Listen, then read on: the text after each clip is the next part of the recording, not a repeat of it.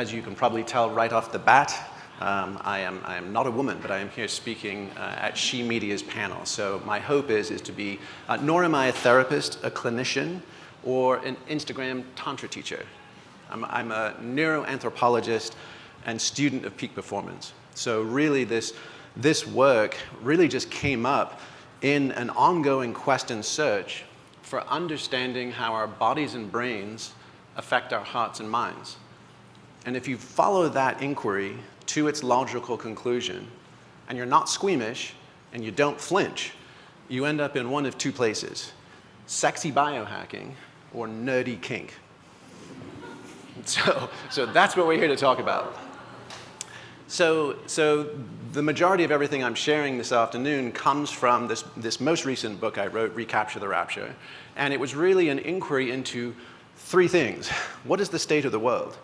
Like, how are we dealing these days in what many researchers and specialists are calling the polycrisis? Right? It's not just one thing that's going off the rails. It feels kind of like everything's going off the rails.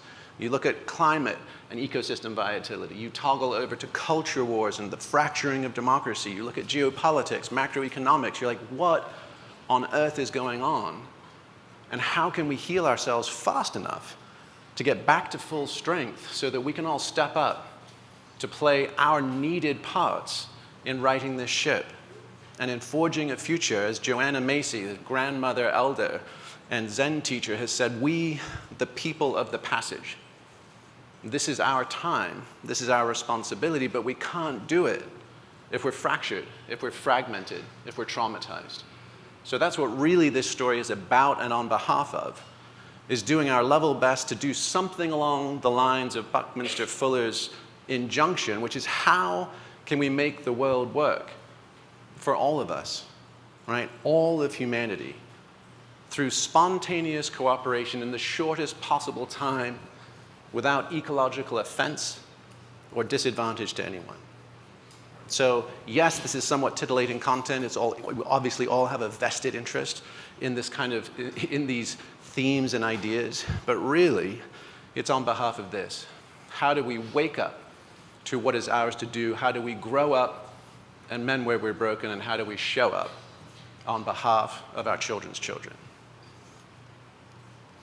So in taking a look at that, right, this meaning crisis and where are we these days, some of our colleagues at the Harvard Design Lab basically were really fascinated by the question, what does belief look like? What does religiosity look like for the millennial and Gen Z cohorts? Right? After organized and institutional religions are falling away, what are the nutrients? What are the deficiencies? How do we go about making sense of this human condition, especially today, with all of its complexity and accelerating rates of change? And they really kind of boiled it down to three things, because they found that people who believe in people who are, I would say, people of faith, right, active in some participatory institutional religion, right, are healthier, wealthier, and happier than people who don't. And the really interesting thing they came across was the belief system doesn't matter. It's not what you believe. It could be Krishna, it could be Buddha, it could be Jesus, right? It could be Lemurians or Pleiadians, doesn't matter. What does matter is not what you believe, it's that you believe. And they found that these were the three things: the notion of a beyond, awe, some contemplation of something bigger than us, becoming, the ability to grow and heal over time, to step into the fullness of our being, and belonging, connectedness, community, tribe, family. And you can kind of blow this out a little bit and you can say, okay, let's translate that. It's basically, what do we need and what does coming together around peak states and deep healing do for us? It offers us these things: healing, inspiration, and connection. If you go back to the ancient Greeks, they have the best words for everything, second only to I would say they beat the Germans, but Germans have good words for stuff as well, right? Schadenfreude, Weltschmerz, all these kind of things, but the Greeks nailed it. And so ecstasis, catharsis, and communitas. So we're going to take a look. Let's see if you can see. Yeah, you can. So if you take a look at some of the peak states, the tools that get us into peak states, if you combine sexuality, psychedelics, music and dance, and intensive meditative respiration, Bob's your uncle, you get prayer. embodied, kinesthetic, somatic prayer, and spiritual experience. If you bring over from the connection side, let's focus on, for today, the romantic, which leads to the familial, right? And if you look over at the healing opportunities that come, the near-death experience down at the bottom, the NDE. What can happen? The French even have a term for this when they talk about a totalizing orgasm. They call it la petite mort, the little death. And it is literally a full recalibration of our nervous systems, right? Thinking, neurosis, inner critic all go offline, and we get to come back to 0, on the grid. We just get to power back up from a steady point. So we're going to put all these together and see what there is to be seen. But before we do that, we need to make sure that this is a safe space for you and also for me, right? So we need to figure out who's in the room. Because when we're talking about this stuff, right, it always gets filtered through the lenses of our culture, our upbringing, and our personality. And in doing research in access to all of these states, I noticed there were sort of 3 different categories of people who would ask questions in the audience afterward, who would come up and talk, who would sort of engage in trainings. And it was fundamentally the hedonist, the conformist, and the purist. Right? So we're going to play a kind of fun board game. I'm going to describe them to you, and then we're all going to do a quick flash poll survey as to who we have in the room. And it's different every time, so I'm kind of fascinated to see what South by does circa 2023. So the first is the hedonist. Their core identity is the sensation seeker. They want to experience it all. The conformist is the rule follower. The purist is the identity protector. All right? The catchphrase might be, if it feels good, do it. Right? That's the hedonist. Hell yes. The conformist would be if it's what the doctor ordered. Right? I'll do anything if it has a prescription attached. And the purist, my body is my temple. I think, having said that, I think I might know which way this goes. Let's see. But they also are missing things, right? So the hedonist is missing brakes. They're all just rocket ships, right? Shooting off at full velocity. The conformist needs steering, right? They just kind of trundle along on the railroad tracks of consensus opinion. They never veer or steer. And the purist might need an accelerant. They might need a little bit more of a kick in the pants because those cacao sound baths and their breath work just might not be getting them as far as they like to think. Right? Substance of choice. Right? Cocaine, champagne, and reefer. Muddy Waters 101. Right? The conformist, Ambien, Adderall, and alcohol. Add Klonopin, add in a whole bunch of other things that we now know have massively deleterious effects, but again, came with a prescription or available over the counter, so lack of questioning. Right? And for the purist, right? Now, not only are they having missing links, they've got Achilles' heels. So the challenge for the hedonist who wants to suck the marrow out of life and has no brakes to pump, right, can end up veering into addiction. It can be chemical addiction, it can be sexual addiction, it can be addiction to extreme risk-taking and action sports, which we see a lot in our community. Right? That's the trouble. They get hooked on the high and they don't know how to self-regulate. The conformist, it's compliance. They literally cannot break out of consensus opinion and question for themselves. And for the purist, it's pride. Right? That sense of this, that I am cultivating a life, a body, a lifestyle that is superior. Now, if you try and intervene with any of these folks, they've all got resistance.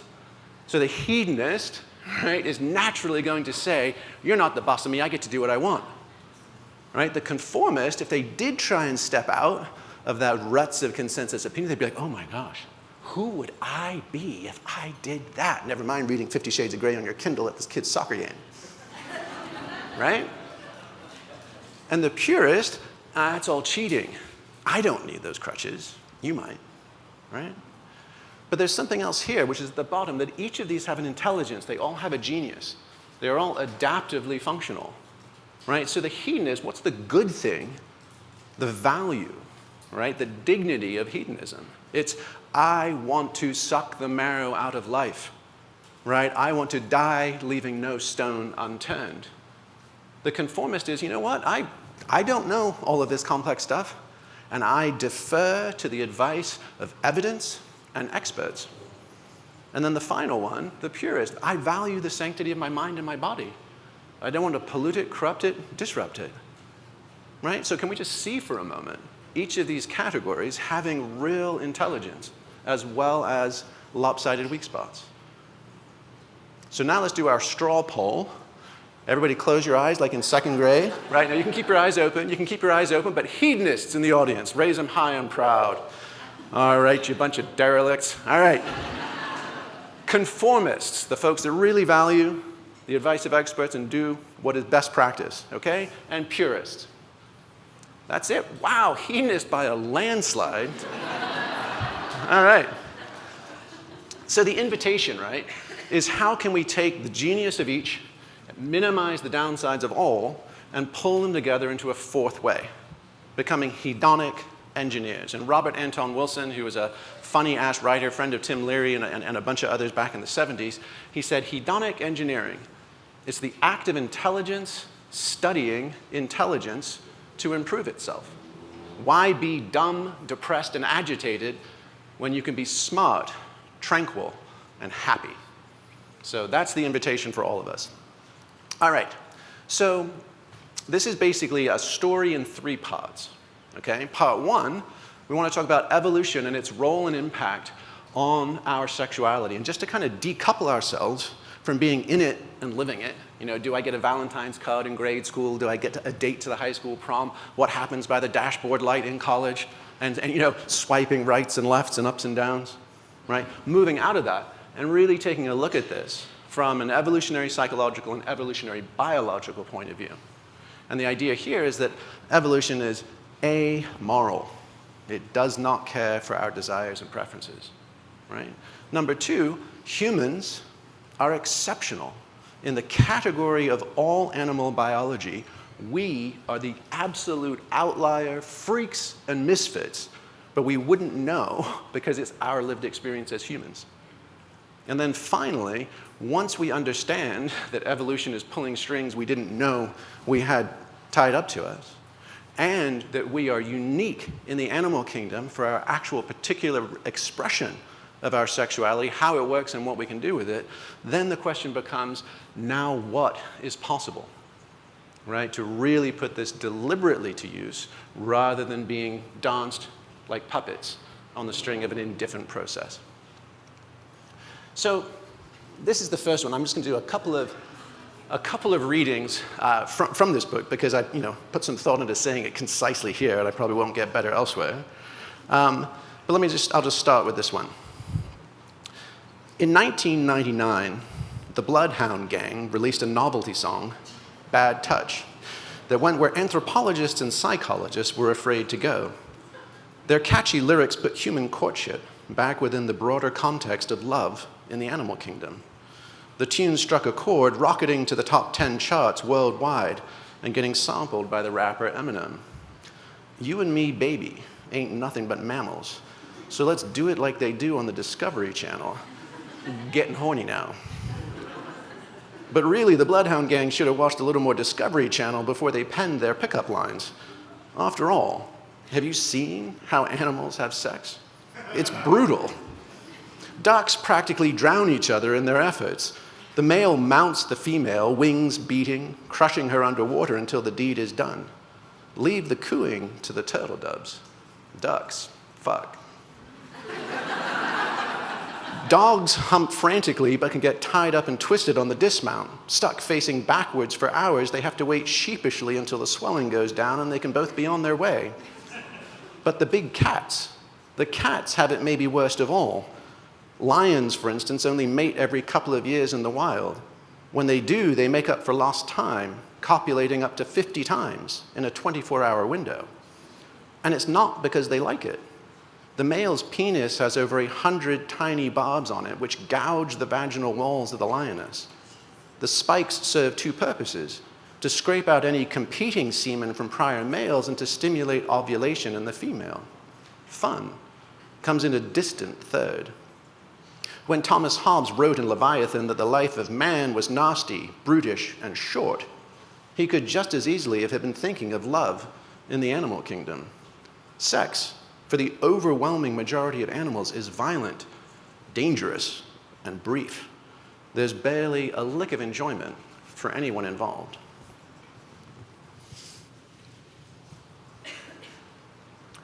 So this is how we're wired, right? We are wired to come together passionately and powerfully, to copulate, exchange genetic material, to gestate and deliver a child, and then evolution says, have another go at it. So typically, we think of love as kind of a, an amorphous, open-ended concept, but this is drawing from Dr. Helen Fisher's work. She's a Kinsey Institute researcher. She's now the chief science officer for Match.com, so she does all kinds of fascinating work on giant million-person data sets. And she's kind of broken it down to the progression of the neurochemistry. So basically what happens is it progresses in 3 phases. So lust is just purely hormonal testosterone and estrogen. That is the desire to mate and connect.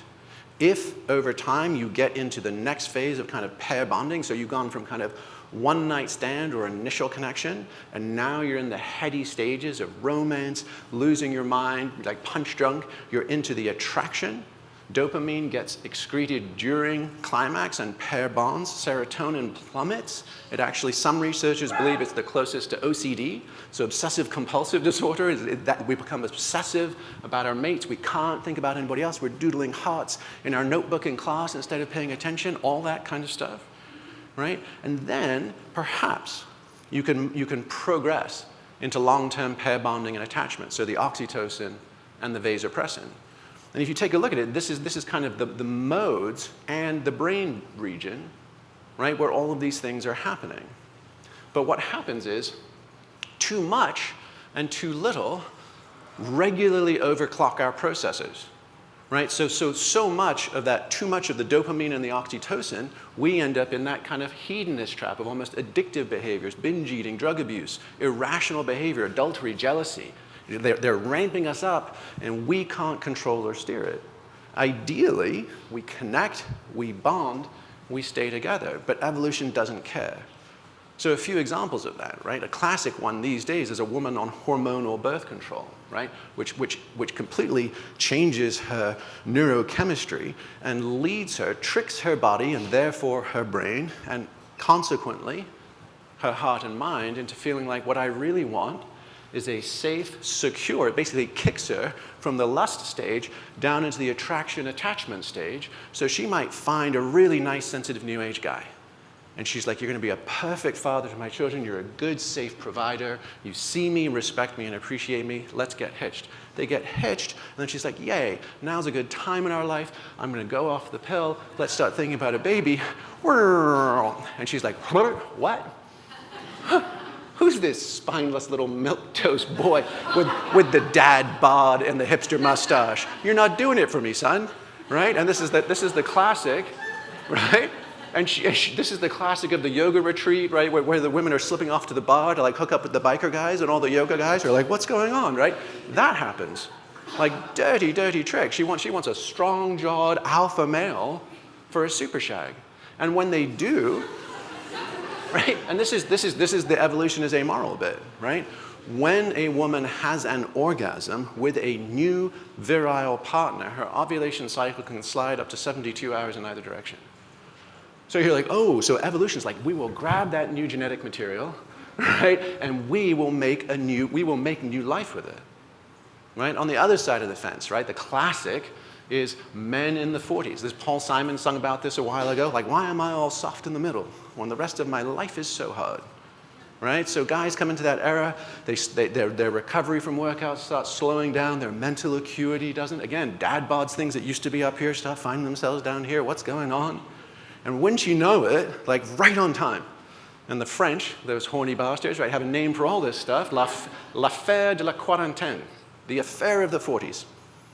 Right on time. They've even got a name for it, right? And he goes off and bangs the intern because, right, and then feels like $1 million. And he's like, honey, baby, I'm so sorry. The heart wants what it wants. And you're like, no, that's declining testosterone, bro. And right, one of the surest fire ways to boost testosterone is sex with a newer and younger viable partner, right? So you're like, oh my God. Right, so we can kind of see this stuff. Even the initial love and lust phase, or like, oh, we were tearing our clothes off each other, we couldn't get enough of each other, then we had kids, now we've got 2 kids under the age of 3, we just feel like roommates, what the hell happened? right? All of that is just this evolutionary cycle. And evolution does not care about us standing up in front of our friends and family and saying, "Till death do we part." It doesn't care about honor, cherish, and obey. It doesn't care about, "I'm going to be with you, through thick and thin." All it cares about, right, is robust genetic material. So can we just kind of give ourselves a moment and just appreciate how much of our personal lives, how much of what Dr. Jennifer was just talking about, right? The actual situation with pregnancy, conception, sexual education for our children, the health and viability of our learning and our communities and our families. How much of our heartache and heartbreak is just driven by these utterly impersonal forces? It's not our fault, right? We're just along for the ride, right? So just, sort of bear witness, right, to what a crazy situation this is. That so much of our interior experience, we like to think we're in control, right? We like to think that we're in charge of our destinies. And everything I just described, raise your hand if none of that has any relation to any of your own lived experience or any movies, books, or literature you've ever heard, right? This is our story, right? And it's funny, we laugh because it's so familiar. But on the other hand, what can we do about it? And this is actually just one additional one. This is just a public service announcement. Right? It's not that men are from Mars and women are from Venus. It's that women are lunar and their cycle is 28 days. Surprise, surprise to no one in this audience. But men are solar. They're diurnal. They operate on a 24-hour cycle. Right? And if you mismatch these, you won't know what's going on. So most couples make love when they have time, especially if you're in a stabilized relationship, typically at the end of the day, when all responsibilities, especially for young parents, et cetera, and that is, and no attention to the woman's ovulatory cycle. It's either just completely suppressed with birth control, or guys at the very least are just clueless. So so there are 2 points in a day where a man is at peak testosterone. One is, surprise, surprise, first thing in the morning. So that's quote-unquote morning wood, right? That's the time where if a woman is interested in passionate but not particularly relational sexual connection with her partner, and again, this is all cis-heteronormative, so anybody who has any other experiences of who you love and how you love, please just transpose the obvious elements, right? But that is a time when a man is raring to go but doesn't have a lot of relational, oxytocin, vasopressin, those kind of things. There's another peak at around 1 to 2 in the afternoon of testosterone, hence the song Afternoon Delight, right? Skyrockets in flight. In fact, PSA would be for anybody, if you can time your lovemaking from morning or afternoon versus end of the day, because by the end of the day, the man's testosterone has dropped off a cliff. And a woman, if she's particularly been in any of kind of the dual labor traps, right, of just giving, and working on, home and professionally, is done. And if you use alcohol as your mood shifter / libido enhancer, you're stuffed. So if anybody is having subpar sexuality over time in a long-term relationship, and your predominant mode or time frame of making love is after 8 or 9 in the afternoon, and alcohol is ever in the mix, just know it's going to suck. Guaranteed. If you're getting laid at all, you're killing it. Back off those things, schedule mornings and afternoons, your world will change radically. And again, a lot of PSA for the men in the audience. If you ever rocked your lady's world a couple of weeks ago and you come back with your signature moves and she's just not feeling it, and you're like, what happened? I don't understand. Ovulatory cycle. If you look at that line, day 14 in the middle, that is at a time where a woman has peak estrogen, progesterone, and testosterone, and is much more open and available to the kind of passionate romps that everyone would sort of, hopefully have in their repertoire. So men, pay attention to this. If you want to schedule dirty weekends with a partner, if you want to leave the kids at home with grandma or a safe babysitter, right, it's that weekend. Just go all in once a month. All right. All right. Oh, I feel we're loose now. We're in the room. Now let's talk about us. All right, let's talk about humans because, and I just didn't realize this. I started researching Jared Diamond, who folks will probably remember from his Pulitzer winner, Guns, Germs, and Steel. But he also wrote a book, a deceptively titled, called Why Sex is Fun. The book itself was not fun. It was the dullest book about sex I've ever read. But he had some fascinating things in it. And the first was this, which is, this is a strange little critter called a homunculus, and this particular one was designed by Wilder Penfield, who's one of the kind of godfathers of neuroscience, and really kind of got one of the first to get into the neuroanatomy of what makes our brains do different things at different times. And he basically designed this little creature to reflect how sensitive we are in different body parts. So basically, if different parts of ourselves were the size of the number of neurons in those areas, this is kind of what it would look like. Big lips and tongue, right? Facial, huge amount of connectivity in our face and tongue, enormous amounts in our hands, also in our feet.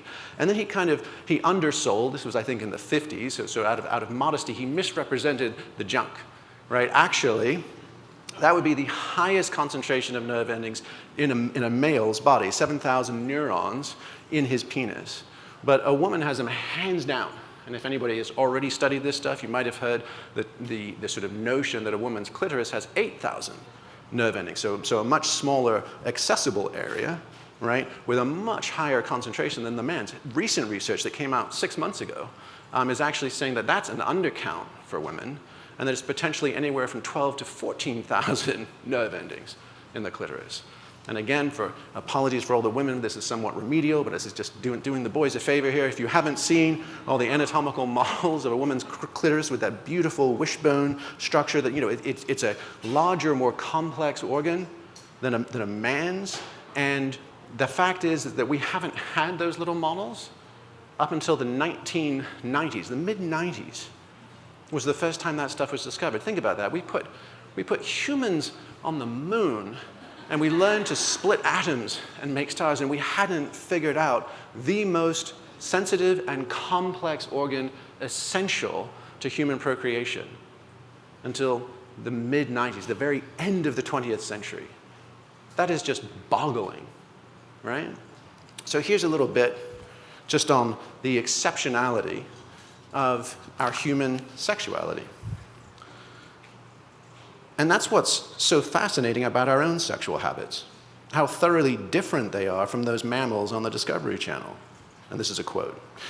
All these features of human sexuality, long-term sexual partnerships, private sex, concealed ovulation, extended female receptivity, sex for fun, constitute what we humans assume is normal sexuality, Diamond explains. But that proves to be a speciesist interpretation. By the standards of the world's 4,300 other species of mammals, and even by the standards of our own closest relatives, the great apes, we are the ones who are bizarre.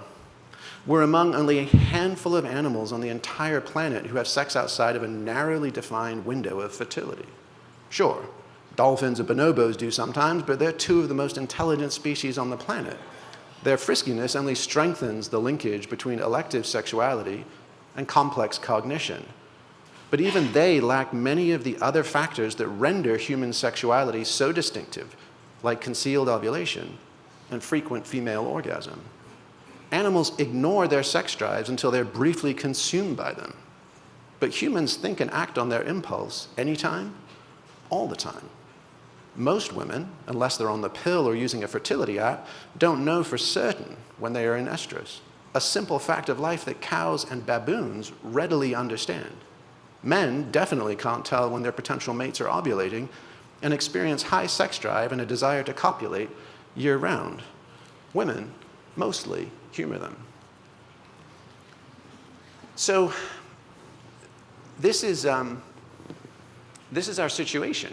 Right? We are anomalous in the animal kingdom. And if anybody heard of Terence McKenna, he was kind of a psychedelic bard. You can see him sampled in electronica and all over YouTube. But he basically coined a theory called the stoned ape theory of to how did we get to complex cognition? How really, really recently, just a few 100,000 years ago, did we go from just gathering around on the savannah and hunting and gathering to suddenly being Homo sapiens? And so his theory was that we went, followed game herds to hunt and picking, insects and things out of the dung, et cetera, and came across mushrooms. And then we ate the mushrooms. And then the mushrooms, kind of powered us up into complex cognition, right?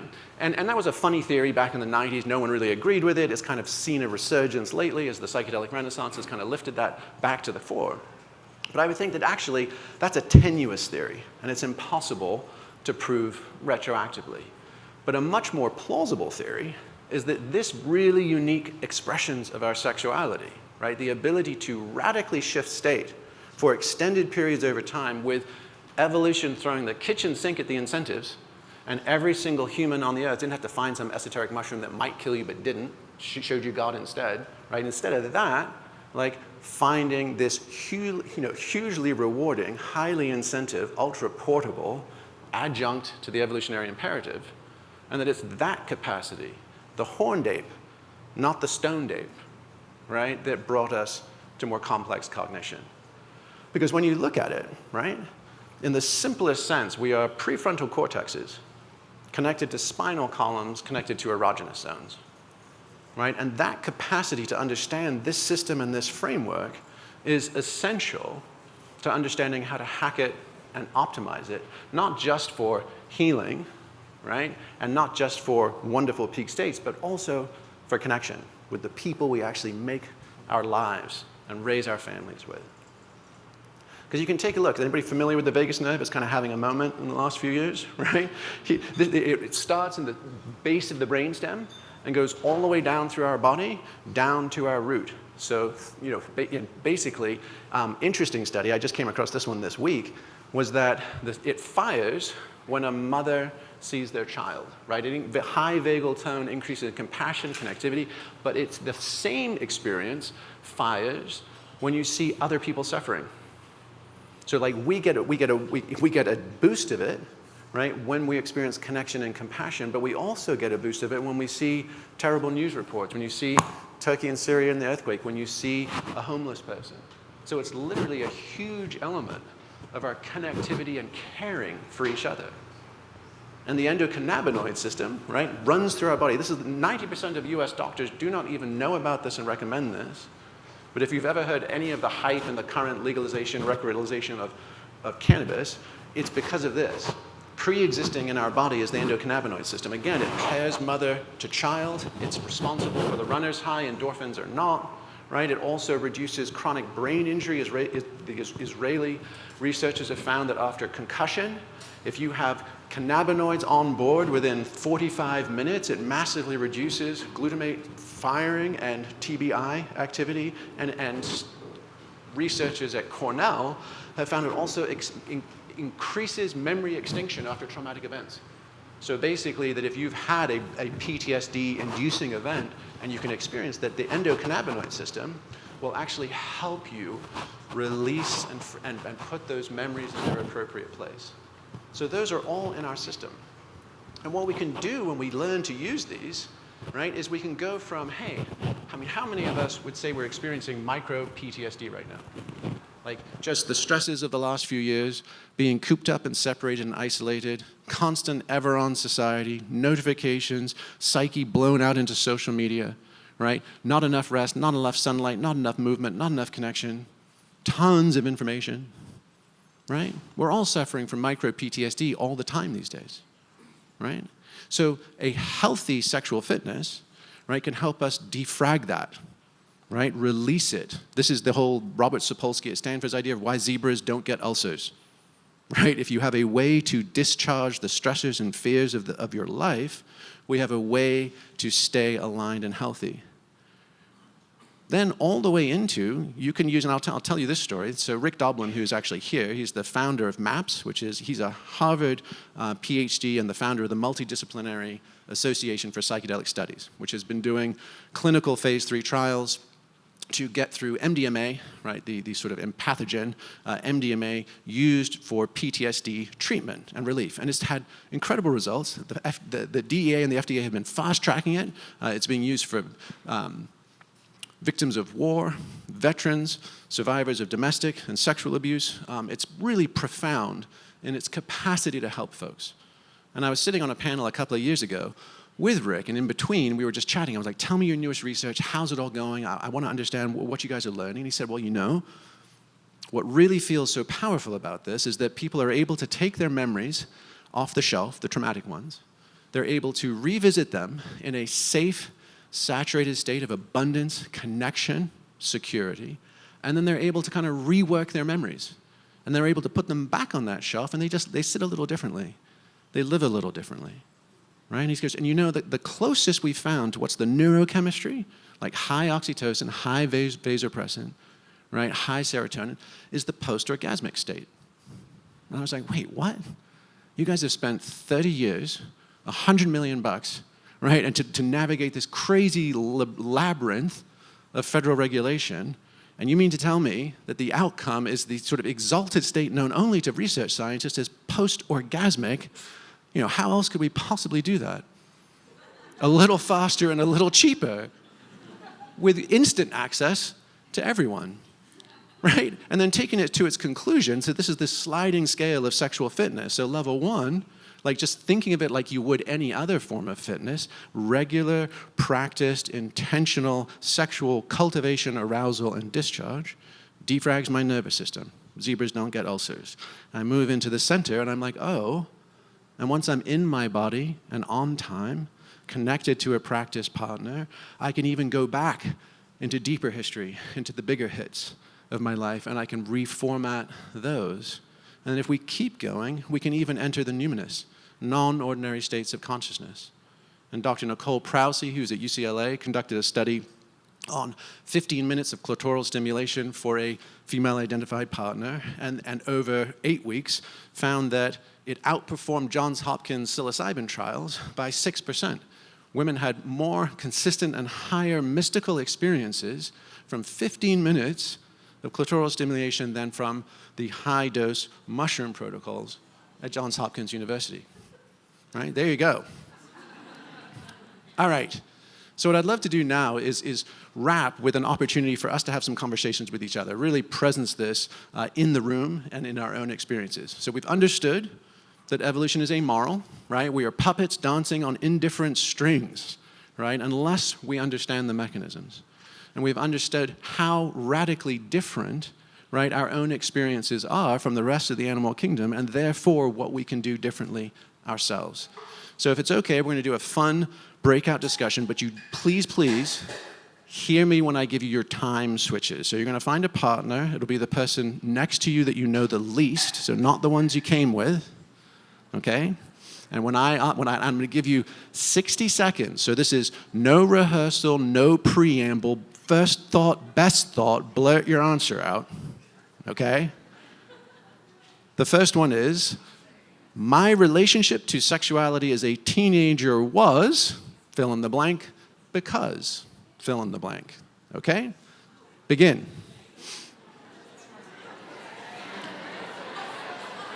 You guys ready for the next one?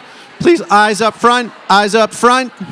Prompt number 2, my most healing or transformative experience with sexuality has been, and this can be celibacy, this can be a solo experience, this can be a partner experience, it can be a dream, right? Feel free to fill it in how you would like. And our final prompt, you guys are doing awesome. This sounds just like Charlie Brown, where all the kids go to school, they're like, wah, wah, wah, wah, wah, wah. It's fantastic. All right, final one to bring it home, guys. Prompt number 3. If I could live into a sexual relational experience I have not yet had but yearn for, it would be. Go. Oh, quiet now, huh? All right, now please go ahead and thank your partner. Please go ahead and thank your partner for listening, for sharing. And then all eyes up front. We're gonna bring this home. All right, so everybody just take a good full breath in and out. All right, so we got to precisely 66% of the talk I had hoped to give today.